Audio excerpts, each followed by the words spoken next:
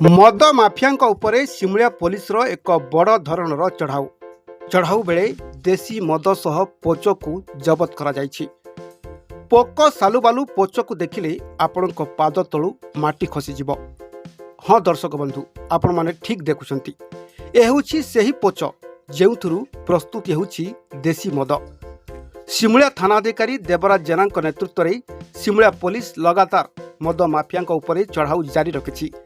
आज विशेष सूत्रु खबर पाई Simulia police team मैतापुर मुनिपदा निकटस्थ एक ग्राम में दुईटी घरे चढ़ाऊ करी देसी मद एवं मद प्रस्तुति पाई गच्छित पाखापाखि 1000 लिटर गुड़ एवं महुल पोच को जबत करने सह घटनास्थल में नष्ट करा जायछि।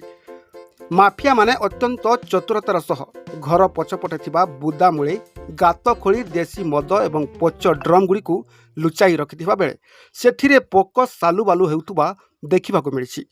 एही चढ़ाऊ रे सिमुलिया थानाधिकारी देवराज जेना समेत एसआई विशंबर चक्रवर्ती, एएसआई विश्वजीत सेठी, कनेस्टेबल रविंद्र स, सोनाराम हेम्ब्रम, दुर्जिया परिड़ा एवं सस्मिता पत्री प्रमुख सामिल थिले।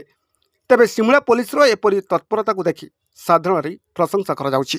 देखंतु सिमुलिया अंचल रे हम खबर थिला किछि अंचल रे देसी मद रंधा होछि, जहाँ को संपूर्ण बेआईन अटे।